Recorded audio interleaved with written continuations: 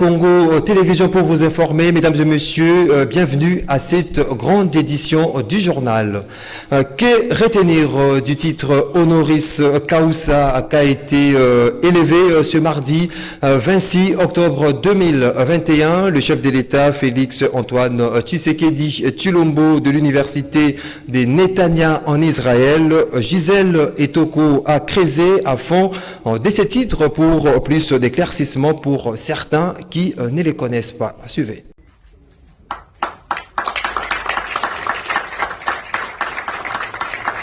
C'est pour son engagement en faveur de la paix que le chef de l'État, Félix Antoine Tshisekedi, a été fait docteur honoris causa à l'université Netanya de Tel Aviv en Israël.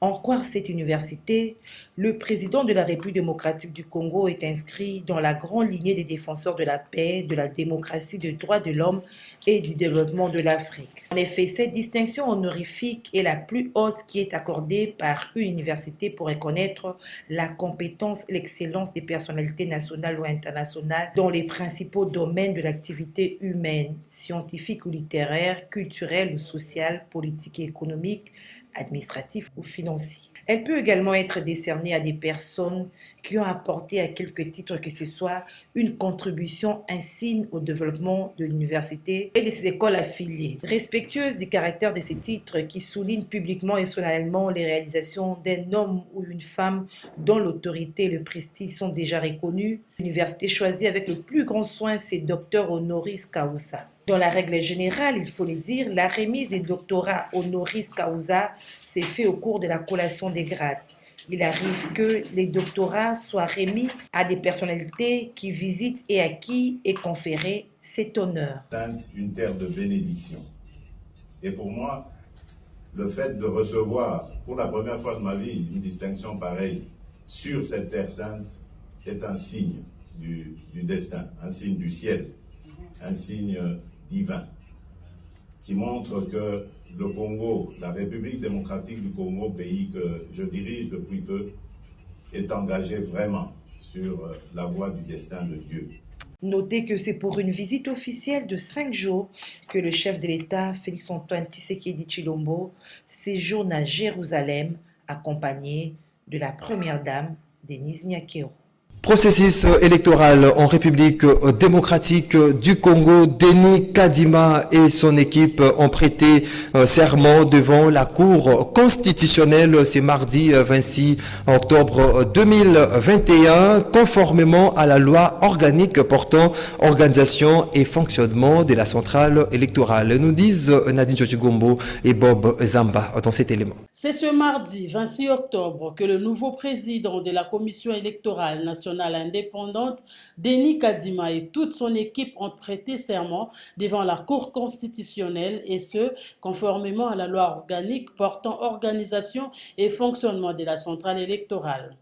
Dans leur serment, devant les membres de la Cour, le Premier ministre Sama Lukonde, le président du Sénat, les bureaux sortants de la CENI et plusieurs autres personnalités du pays, les nouveaux sociétaires de la centrale électorale jurent de respecter la Constitution et la loi du pays, de remplir loyalement leurs fonctions et de garder le secret de délibération de vote pendant et après l'exercice de leurs fonctions à la centrale électorale. À en croire quelques participants à cette cérémonie, le train du processus électoral est donc déjà en marche. Donc, ce qui s'est passé aujourd'hui, c'est la confirmation que les choses ont réellement changé dans la bonne voie. Je peux dire dans la bonne voie, parce que les consensus qui prévoient que les confessions religieuses désigne un candidat qui pourra représenter, qui pourra devenir à la tête de la CENI, a été exécuté et a été respecté. Il y a 6 confessions sur les 8 qui ont voté pour Papa Denis Kadima. Et l'Assemblée nationale a traité les dossiers, ils ont écouté tout le monde, ils ont signé le PV, ils ont entériné Papa Kadima Denis comme dans le prochain président de la CENI. Et aujourd'hui, c'était la prestation des serments. Je me réjouis de la façon dont ça s'est passé. Ça s'est passé dans une ambiance apaisée, comme les prochaines élections se passeront dans la bonne ambiance, elles seront apaisées déjà. Qu'est-ce que je demande à cette équipe? C'est de travailler avec patriotisme, c'est de travailler avec détermination, c'est de capitaliser les temps, c'est de mettre l'homme qu'il faut à la place qu'il faut en déjouant les mauvais pronostics. Notez qu'à ces jours, 3 postes réservés à l'opposition sont restés vacants, notamment le 2e vice-présidence de la CENI, la questure et un membre de la plénière. Pendant ces temps, les réactions fusent de partout pour Jonas Tchombela, président de la nouvelle société civile congolaise. L'équipe des Kadima doit donner le meilleur d'elle pour les élections apaisées en 2023. Pour sa part, Prince Epenge de la coalition Lamuka pense que ce qui importe à ces moments, c'est la dépolitisation de la CENI. Ils se sont exprimés au micro d'Émile Mouyaya.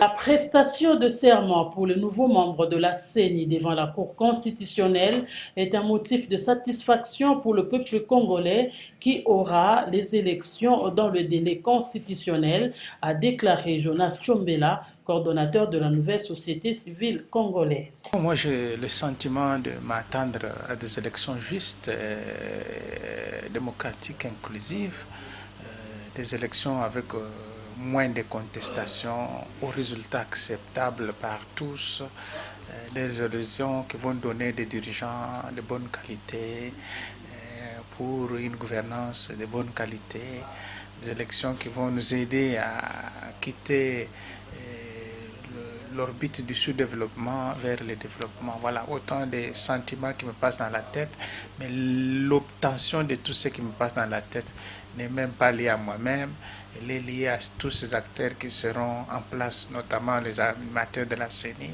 et ceux qui seront en compétition électorale dans les jours à venir. De son côté, Prince Epenge, communicateur de la coalition Lamuka, ne voit pas les choses de la même manière. Pour lui, la prestation de serment des nouveaux membres de la CENI devant la Cour constitutionnelle est un non-événement. Ce qui importe, c'est la dépolitisation de la CENI. Bien, c'est un non-événement. Kadima a été nommé en violation de toutes les lois du pays, des règlements et à tous les niveaux. Et pour Lamuka, pour ADD Congo, pour Prince Epenge, il faut que la loi organique sur la CENI soit révisée et corrigée. Et Félix est en train de préparer un chaos en 2023 et personne ne va laisser à Félix les droits ou le pouvoir de casser la maison Congo qui est notre maison commune.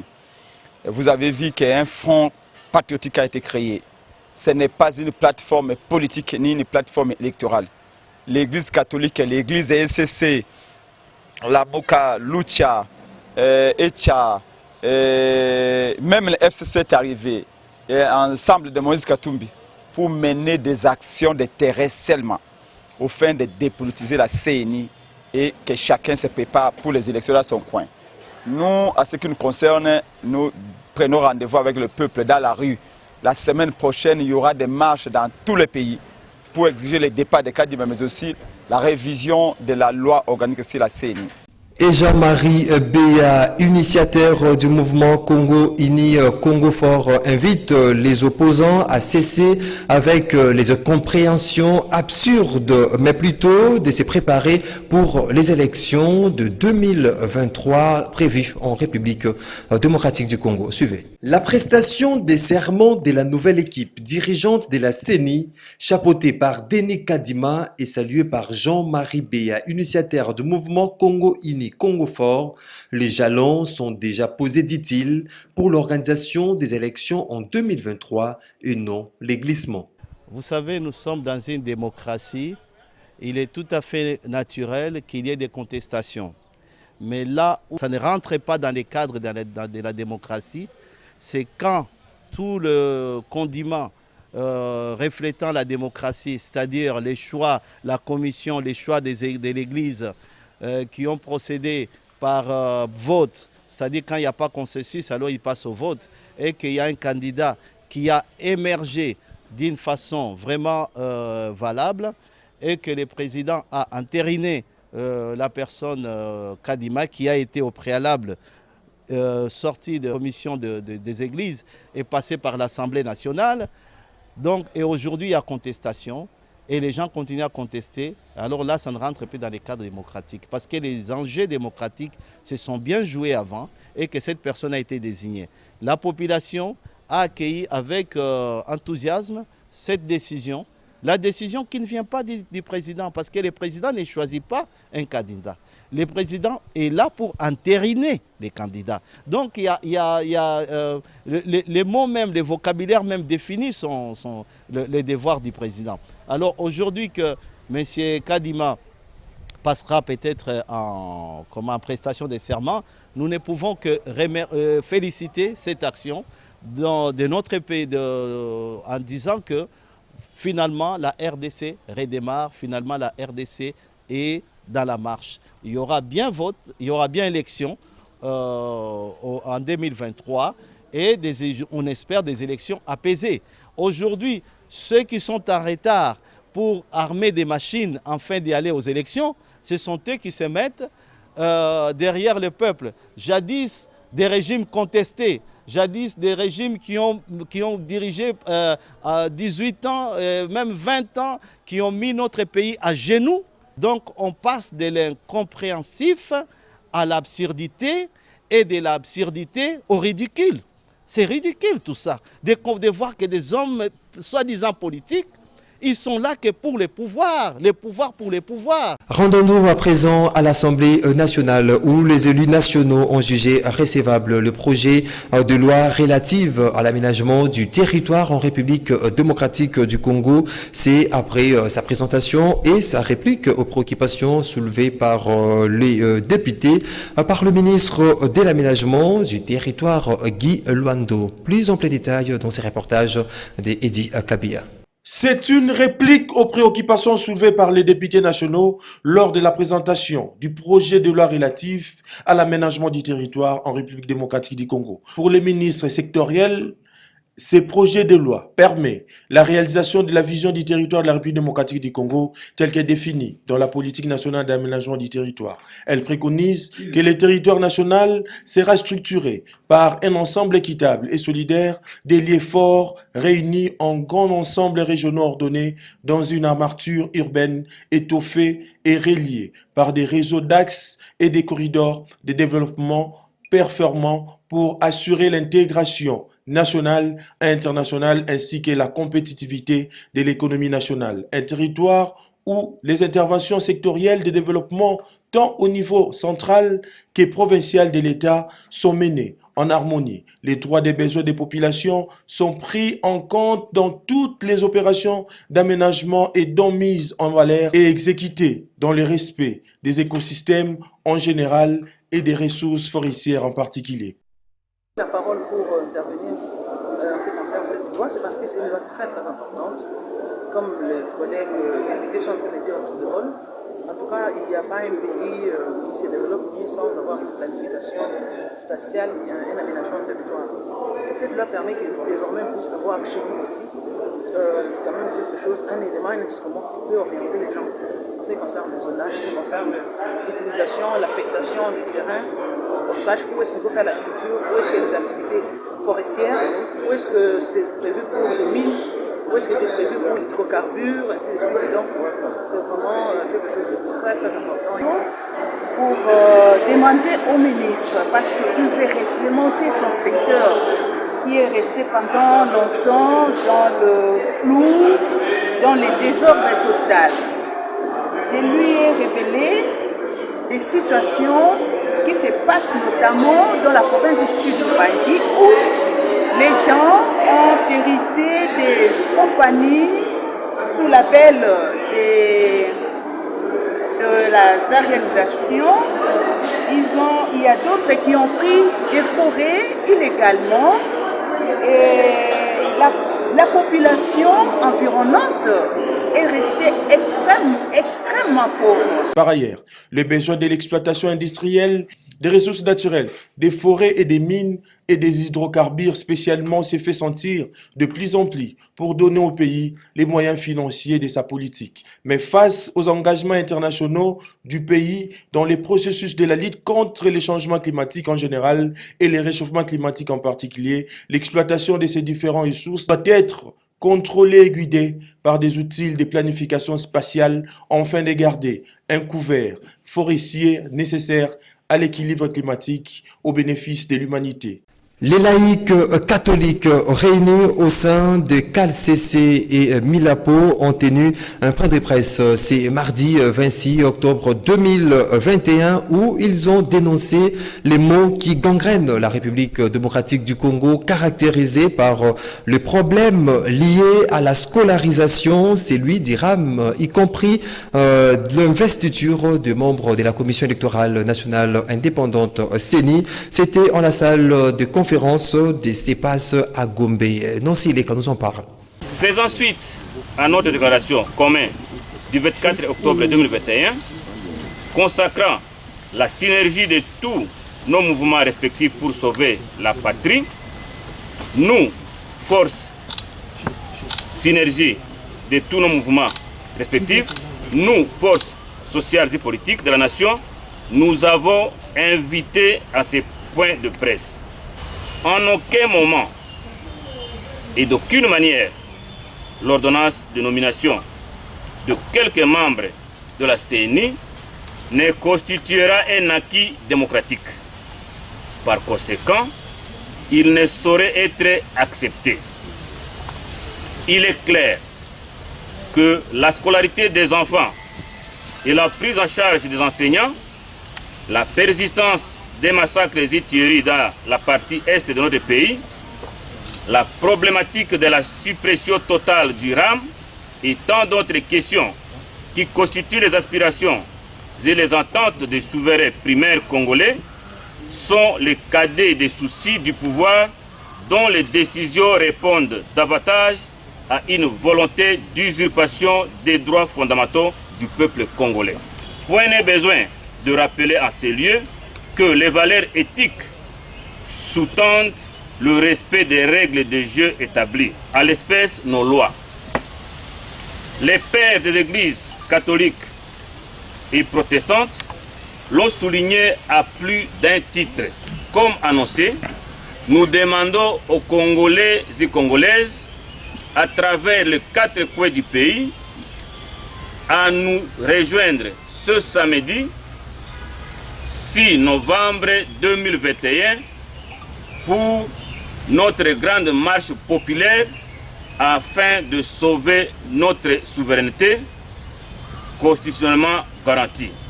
Tout à fait autre chose. À présent, le ministre de la Santé publique, Hygiène et Prévention, Dr Jean-Jacques Mbungani, a ouvert lundi 25 octobre 2021 à Pullman Hotel les travaux de l'atelier sur l'initiative pour l'indépendance vaccinale en République démocratique du Congo.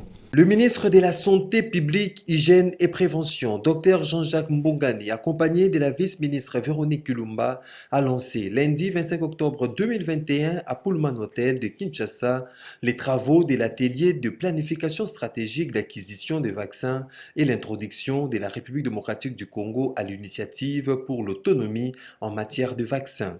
L'objectif général poursuivi à travers ces assises est de planifier l'introduction du pays au second semestre 2021 et spécifiquement de révisiter les mécanismes d'approvisionnement de vaccins efficaces pour la République démocratique du Congo. Cette rencontre consiste également à traiter la question sur l'impact de la couverture vaccinale chez les enfants, à révisiter le processus actuel du financement, la budgétisation nationale, à discuter des solutions à court et long terme et des approches innovantes pour améliorer la responsabilité financière et la sécurisation de la vaccination. Au cours des travaux de 3 jours, les participants vont présenter la planification stratégique des achats des vaccins sur les 3 à 5 prochaines années et faire ressortir le besoin de financement et organisationnel nécessaire. Dans son mot d'ouverture, le ministre de la Santé publique, Hygiène et Prévention a souligné que cet atelier se tient juste quelques jours après le 10e Forum national sur la vaccination organisé le 21 octobre dernier sous le haut patronage du président de la République. À cette occasion, paraphrase-t-il, le chef de l'État avait mentionné à juste titre les avancées nobles enregistrées en République démocratique du Congo dans les secteurs de la vaccination depuis des années, tout en donnant des indications précises sur son ambition de faire de la RDC un leader, une référence africaine de la couverture vaccinale. Les orientations dégagées par le chef de l'État seront scrupuleusement mises en œuvre par le gouvernement sous la conduite de M. le Premier ministre, son Excellence Samaluka Ndokyenge. Ces instructions portent entre autres sur le respect de nos obligations en termes de financement de l'achat des vaccins tel qu'arrêté dans notre budget et convenu avec nos partenaires de développement. L'ambition légitime affichée par le chef de l'État exigera forcément de 1. La disponibilité de vaccins de qualité dans le délai en tenant compte du caractère continental de notre pays, de la flexibilité quant à l'introduction de nouveaux vaccins par la mise en place des mécanismes rapides et efficaces. Ont pris part à cette cérémonie les experts du gouvernement de la République démocratique du Congo, notamment ceux du ministère du Budget, des Finances et de la Santé, ainsi que des différents partenaires. D'un ministère à un autre, transport aérien, Congo Airways doté d'un nouvel aéronef grâce à l'implication du président de la République, Félix Antoine Tshisekedi Tshilombo, et c'est le ministre des Transports, Voies, des Communications et Désenclavement, Chéribin Okende, qui a tout mis en œuvre pour réaliser cet engagement du chef de l'État. À suivre. La République démocratique du Congo, par le biais de sa compagnie nationale Congo Airways, vient de bénéficier d'un nouvel aéronef Embraer tel que promis par le président de la République Félix Antoine Tshisekedi Tshilombo. Le ministre des Transports, Voies de Communication et de Désenclavement, Chéribin Okende, qui a tout mis en œuvre pour réaliser cet engagement pris par le chef de l'État, a annoncé l'arrivée de cet appareil à Kinshasa dans les semaines qui suivent. Déjà, le 14 novembre prochain, une dernière inspection générale de l'appareil est prévue pour s'assurer de la qualité de cet embrayeur avant sa livraison. La présence des embrayeurs chez nous, en compagnie de Congo Airways. Et là, je rappelle que c'est un deal qui reprend l'engagement du président de la République. Il vous souviendra, mesdames et messieurs, que le chef de l'État avait annoncé solennellement la réception de ces avions à travers cet accord avec Embraer le 8 décembre de l'année 2020, en promettant au peuple congolais qu'avant décembre 2021, nous amorcerons la réception de ces avions. Donc je salue la présence d'Embraer, je salue aussi les initiatives que prend Congo Airways pour que nous tous, nous puissions nous arrimer dans le sens de faire respecter cette promesse du chef de l'État.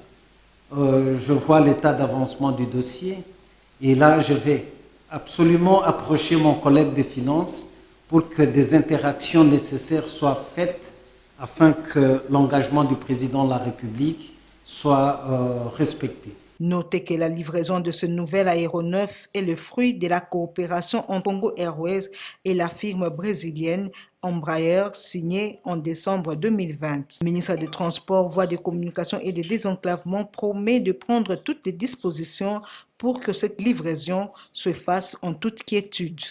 Dans le même chapitre, sachez que Congo Airways, à travers son directeur général ad interim, a tenu ce mardi 26 octobre 2021 un point de presse au cours duquel il a relevé les avancées significatives réalisées pendant ces 100 jours à la tête de cette entreprise de transport aérien. Nancy Leka était là pour le compte de votre rédaction. Après avoir totalisé 100 jours à la tête de la compagnie de transport aérien Congo Airways, le DGAI Pascal Kassongo Mwema a brossé au cours d'un point de presse l'état des lieux de cette entreprise tout en révélant ses premières réalisations dans l'actif de la nouvelle équipe dirigeante. Donc le plaisir de voyager vient avec le fait de pouvoir encadrer le passager et lui donner un service adéquat. Donc tout cela, nous réitérons cet engagement de pouvoir garder ce slogan, le plaisir de voyager, mais il y a un travail qui doit être fait. Et ce travail va de pair avec ce nouvel esprit d'entreprise, en fait, qu'il faut implémenter, qui prend du temps. Vous savez, le changement, c'est quelque chose qui n'est pas facile. Il y a un problème personnel, il y a un problème culturel, il y a beaucoup de paramètres qui font que le changement n'est pas toujours aisé. Mais nous y arrivons. Ça nous ramène à la genèse de la création de Congo Airways. Donc Congo Airways a été créé donc en 2014, a fait son premier vol en 2015, et les motivations étaient de pouvoir avoir une compagnie qui allait pouvoir transporter les biens et les personnes aux normes de standards de sécurité internationale. La deuxième motivation était de pouvoir faire en sorte que les gens puissent se déplacer dans des tarifs abordables. Une troisième motivation, c'était de pouvoir avoir qu'il y ait un désenclavement. Vous savez, on a un pays continent. Donc, des fois, par moment, il y a certains endroits qui ne sont pas nécessairement accessibles. Alors, cette mission-là, je peux dire qu'en 2021, nous avons accompagné cette mission nous confiée. Est-ce que nous transportons les gens en toute sécurité? La certification IOSA en est la preuve. Visiblement, la nouvelle équipe dirigeante de Congo Airways est déterminée à améliorer les conditions socio-professionnelles des agents.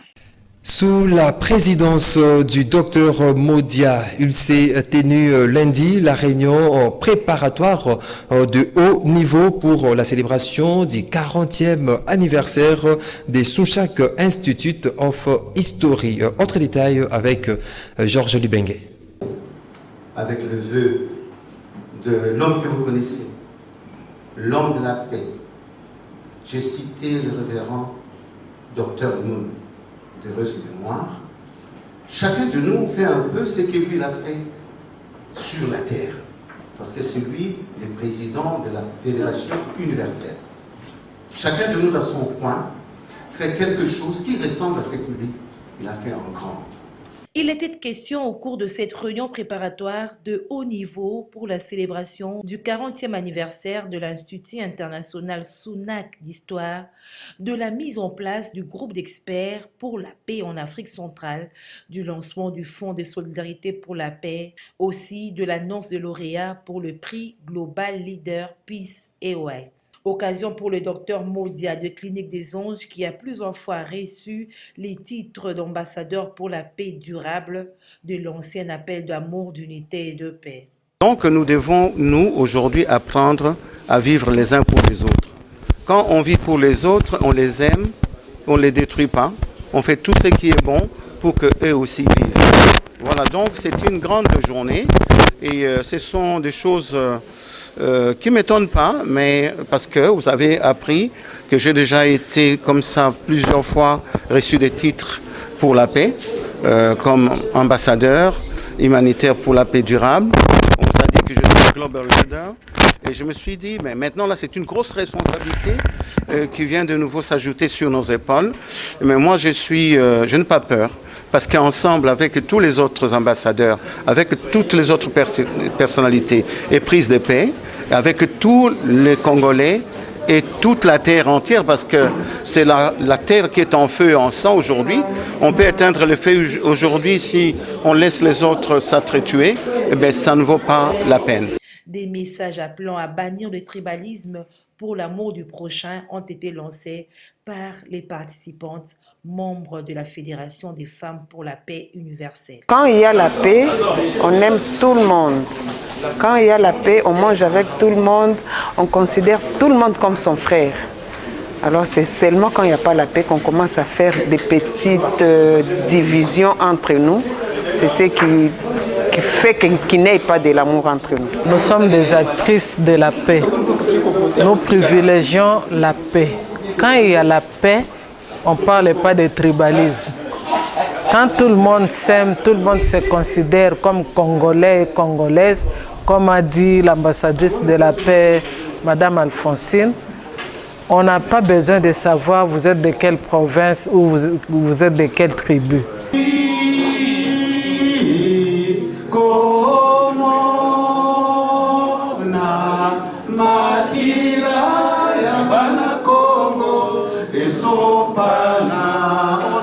Et pour boucler complètement cette édition du journal, sachez que contrairement à la campagne des diabolisations dont il fait l'objet ces derniers temps, le gouverneur Bobo Boloko continue à jouir de sa sympathie de la population de l'Équateur, comme en témoignent les images de son dernier accueil à Mbandaka. Suivez ce commentaire de Jean-Romance Mokolo. Ces derniers temps, le gouverneur de l'Équateur, Bobo Boloko Bolumbu, fait l'objet d'une campagne de diabolisation orchestrée par certains Équatoriens basés à Kinshasa et tapis dans l'ombre. Via les réseaux sociaux, il diffuse des images et des informations pour tenter de démontrer que le numéro 1 de l'Équateur est vomi par la population de cette province.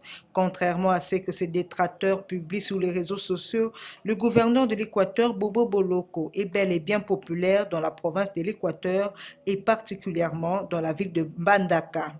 Pour vous en convaincre, ces images sur l'accueil qui lui a été réservé dans le chef-lieu de la province de l'Équateur lors de son retour dans sa juridiction après sa réhabilitation dans ses fonctions par la justice. Et il n'y a pas longtemps, pendant qu'il séjourne encore à Kinshasa dans le cadre des consultations menées par le gouvernement central, un grand rassemblement des forces vives de l'Équateur avait été organisé en Mbandaka pour soutenir le gouverneur Bobo Boloko et exiger son retour au chef-lieu de l'Équateur. Lors de ce grand meeting, des chefs coutumiers, des groupes de femmes et jeunes avaient également lancé une invitation au chef de l'État et à la première dame de venir visiter la ville de Mbandaka et la province de l'Équateur où Bobo Boloko a fait un grand travail de mobilisation en faveur du chef de l'État et de l'Union sacrée. Comme on le voit sur terrain, dans la province de l'Équateur, la popularité du gouverneur Bobo Boloko n'est donc plus à démontrer. Voilà qui met fin, mesdames et messieurs, à cette grande édition du journal. Merci à vous de l'avoir suivi et très bonne suite de programmes sur Canal Congo Télévision.